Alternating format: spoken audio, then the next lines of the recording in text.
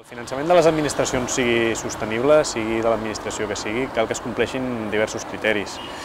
En primer lloc, pel que fa al cantó dels ingressos, sostenible vol dir durable, és a dir, que els ingressos puguin perdurar al llarg del temps. Ens trobem actualment en què diverses administracions, i singularment la local, té molta dependència dels ingressos vinculats amb l'activitat urbanística, que ara han tingut una caiguda molt forta. Cal avançar en formes de finançament que depenguin menys d'aquests ingressos, per exemple, les taxes vinculades a serveis o altres impostos propis.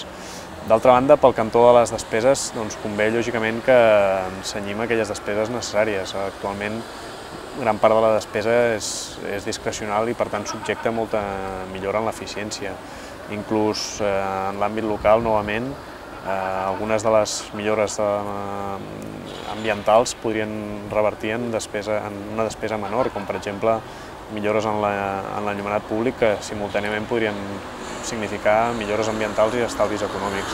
En fi, avançar cap a un finançament sostenible, partint del punt de vista que la situació actual és molt insostenible, requeriria moltes mesures en paral·lel, però algunes són aquestes que he mencionat: menor dependència dels ingressos puntuals, i per tant també els urbanístics, i sobretot també controlar algunes de les despeses més accessòries.